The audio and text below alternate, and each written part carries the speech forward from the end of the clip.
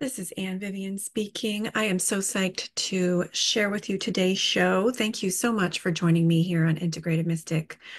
We're going to be exploring in this three-part series how to construct our blueprints as realities, construct our envisioned blueprints, our imaginal blueprints as realities. And I'm so excited to explore this with you. Today is the step one of a three-part process, a three-part podcast.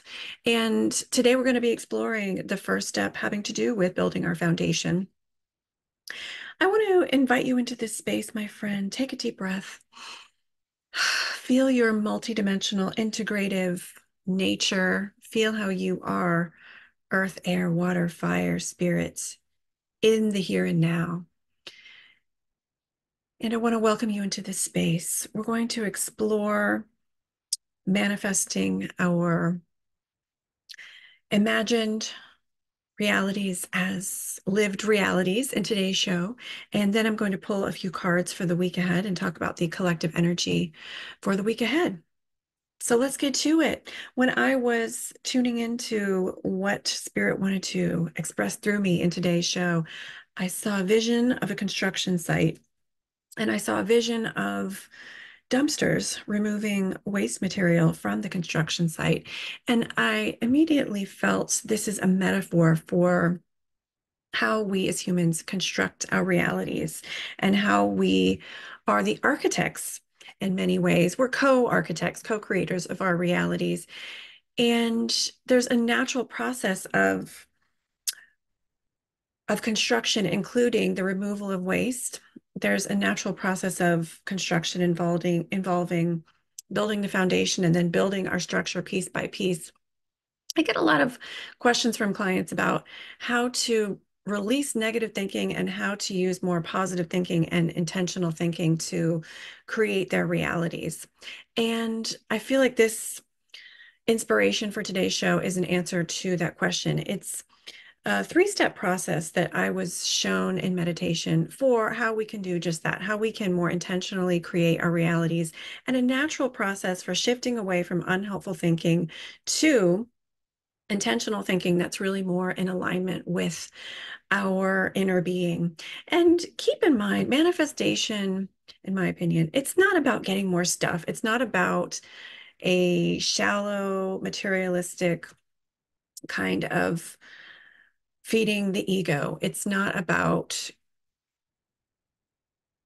getting more stuff in an imbalanced way. It's about creating the life that is in alignment with your soul, with your spirit, with your inner being, and creating a life of experiences that are in alignment with what it is that your true self really wants to experience, including things of a material nature. It's very unique to the individual what your soul wants to experience.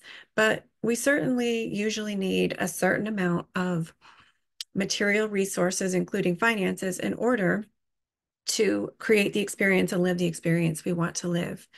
So keep that in mind. When I talk about manifestation, I'm not talking about just getting things from an egoic perspective. I'm talking about creating experiences that your inner being really wants to create an experience.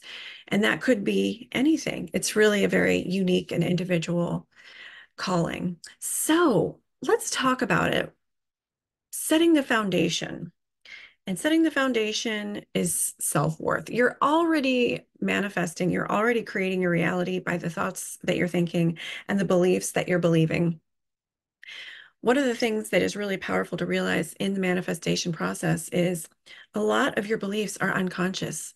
Most people are walking around on this earth not understanding that a huge chunk of their consciousness, a huge chunk of their beliefs actually are unconscious, meaning below the level of conscious awareness. And this has a huge effect on what we're creating and manifesting because our thoughts create our reality. So one of the things we're going to be exploring in this three-step process is thoughts and beliefs and how to get in touch with those, the good, the bad, the ugly, how to reprogram. So you already are creating your reality with your thoughts and your beliefs and your thought patterns. Why not choose them more intentionally? When we're talking about the foundation, self-worth comes up. Now, there's a lot of factors to creating what you want. It's not that complicated once you understand your part in the construction or manifestation of your desires and the flow of energy. There are multiple factors, however. You must be ready to make changes. Are you ready to make changes? There are a lot of distractions that can get in your way. There are also a lot of tools to help you. Your being willing to make changes is one tool. Your willingness to sacrifice what no longer serves you and what no longer is helpful or appropriate at this construction site is a tool. It's about releasing the old and making way for the new, right? And as you work with your intentions and mental state in manifesting, you may become aware that there is a lot running through your head. If you focus, however, you are bound to make successful leaps and bounds. One of the ways to help release and deactivate what is no longer serving you in your mind is to actually remind yourself of your worth. So, how does self-worth affect my ability to manifest, you may ask? Well, think of it as a foundation. Believing in your worthiness is a foundation for so many other beliefs related to manifesting your reality. And often our unhelpful beliefs boil down to not believing in ourselves or our value. I have so many clients who work with me to identify their beliefs and reprogram the beliefs holding them back. And I got to tell you, it comes up over and over and over again when we finally get to that root belief that's tripping up a person, that's causing a dissonance in their energy. It is very often, I don't know if I'll say a percentage, I'm going to say at least 50 to 75%. That's not very, that's not very precise, but a big chunk of those beliefs are something like, I'm not good enough. I don't have what it takes. Your energy centers are activated by the vibrations of self-worth. And so many of these problematic thought patterns have to do with, I'm not good enough. I don't have what it takes. So many, if not all, psychological problems have to do with not feeling loved, accepted, or worthy. The perceived lack of worth can lead to problematic thought and behavior patterns. When we feel unloved or unworthy, we may act out in ways that are not in alignment with our true self in order to try to obtain that love. We may act in such a way as to please others instead of ourselves in order to feel that sense of worthiness we seek. We may end up controlling or hurting others in misguided attempts to obtain the feeling of being whole again, as we seek that wholeness outside of ourselves. The thing is, your self-worth is not some external thing to create. It's not tied to something you did or something you have to get. It's part of the wholeness of your being. Your self-worth stems from understanding who you really are. You are an expression of that eternal being that knows no bounds. You are at one with your creator, and this oneness with the divine is what makes you worthy. It's not something external. It is your very being. You are one with divine worth. You are one with divine holiness. As you realize that you are the moving energy of the divine, you are one with the holiness, the ever-present source. You see your worth isn't something to be created or obtained. It was there all along. And your job is to remember the truth. You can't go back. You can't undo your worth. Allow your worth to be your anchor, and like will follow like. Allow other people to remind you how wonderful you are. Remember, you are a gift to the universe. You have unique abilities and gifts no one else has. And by the way, your worth is intrinsic. It's not based on your abilities or what you have done. But in addition to your intrinsic worth, you have intrinsic gifts. You are a wondrous being who was created to live this magical life here on the earth at this time. Remind yourself of how worthy and special you are. And you will have more tools to enact the changes you need to allow the events to unfold that will bring you to your highest good. When you feel good about yourself, when you feel, when you remember how unique and special you are, it makes letting go of those old beliefs that no longer serve you much easier. In fact, a natural process. Strengthen your positive beliefs and knowing that you are whole and wonderful. You are capable and have what it takes. You deserve good things. And where there is a will, there is a way. And this puts into perspective and helps you to let go of these old beliefs. Think about a beaver constructing a dam. A beaver does not contemplate her self-worth before she fells a tree. She does not contemplate if she has the ability to create that intricate dam before she creates that intricate dam with a complete system of canals and subtle structures within that larger structure. She doesn't question it. She knows she can fell the tree. She trusts her instincts on which tree to fell, and she uses a partner to help her to obtain the materials she needs.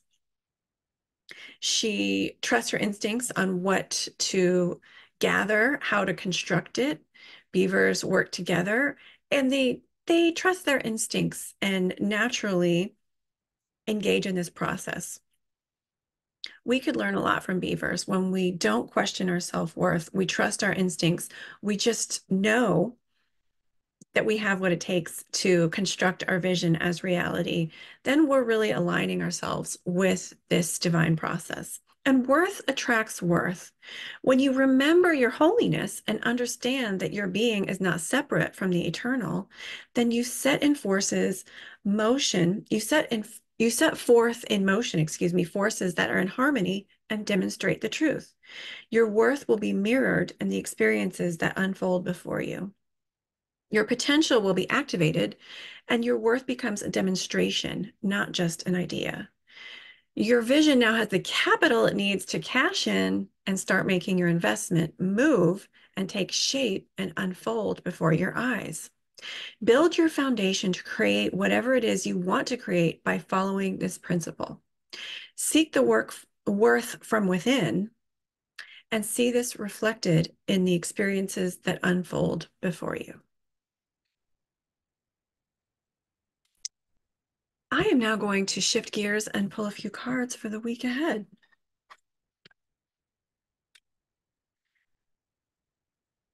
This is for the week of March 6, 2024. Whenever you're hearing this podcast, allow the message to reach you. And if it resonates, don't worry if it's not the exact week that this is for, but this is for the upcoming week of March 6, 2024.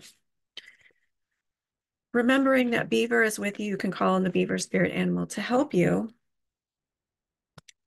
build your dreams, believe in your dreams, and construct them. Tuning into the collective energy for this week ahead, I feel like it is an energy of moving forward. It's a dreamy energy, but I also feel an energy of oomph and moving forward, an energy of desire to identify our true vision in order to create it. All right, pulling cards for this week ahead. Oh, okay, we've got the Queen of Pentacles, Temperance, the Three of Swords, and the Six of Pentacles. So I'm feeling some abundance and grounding energy come up here. For this week ahead, I feel like the Queen of Pentacles wants us to know we have a good foundation that we can establish, and the foundations that you've been establishing are taking root, are expanding, are really setting the way, setting the scene for what is to come.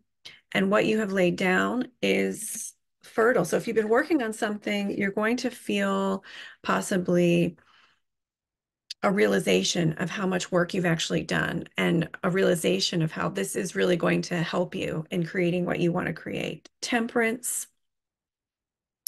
So I feel like for this week, Temperance is guiding us to slow down, allow the slowness of the energy, if it feels slow, to be slow and not to hurry things up, but to align yourself with a natural flow of energy. We're still in the sign of Pisces, so it is a slower, more inward, reflective energy. So aligning yourself with this energy is going to help you to move forward and balance yourself. And if you feel tempted to compare yourself to others or be critical of your pace if it's a little different, don't, and realize you're going at the right pace for you as you tune in and check in with yourself. Am I moving in the right direction? Is it best to adjust my pace? Three of Swords is coming out for us this week. I feel like it's important for us not to be rash. So don't make a rash decision this week. You might regret it. And you can call on the angels for help and guidance. I feel like Archangel Zadkiel is around us today. Archangel Zadkiel is associated with a Jupiter consciousness. So Zadkiel can help us understand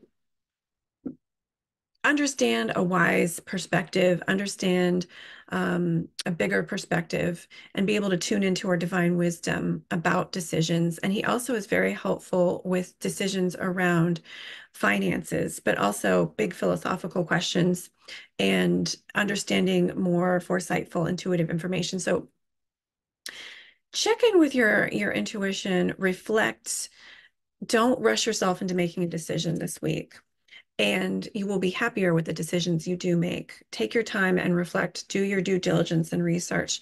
Six of Pentacles is the final card coming out for this week, my friends. And with the Six of Pentacles, I feel like the message is to move forward, but move forward with a plan and move forward, take steps forward with some adaptability. If you have laid down a plan for how you want to move forward with some idea or project or area in your life, your love life, your career, a creative project, whatever it is, move forward with the plans that you've made, but be open to new information coming in and be open to adapting and making changes as needed. I feel like there's more information that wants to make itself known this week. It feels like intuitive information that wants to come through. And this is going to help you understand whether to zig or to zag. It's going to help you understand which direction to go. And it's worth collaborating with others as you decide, as you contemplate decisions and as you explore various options. It's a good idea to collaborate with others to get more information as well as your intuition. So those are the cards I'm pulling for this week. Appreciate the foundation you laid. It is a prosperous and useful foundation. Open yourself to new information, respect your own pace. Don't be hasty or jump into something without reflecting and doing a little bit of research. Don't forget to say your positive beliefs, vibrate your positive beliefs, embody your positive beliefs, your true beliefs about your worth. Remembering you have what it takes, you are worthy, you do have value. And don't just say those things, right? Feel them. So try and invoke that feeling every day and remind yourself of how worthy you are intrinsically. This is the foundation for manifesting. It's part of the foundation for any kind of co-creating and intentional creating. Thank you so much for tuning in, my friends. If you want to check out me and my services and the different groups and events I will be doing, check out my pages on social media, Creative Psyche Studio, PSYCHE, creativepsychestudio.com. I look forward to seeing you next video, podcast, group, or session. And stay tuned for the other parts of this series and other great interviews I have coming up on Integrative Mystic. Have a beautiful week, my friends. Take care.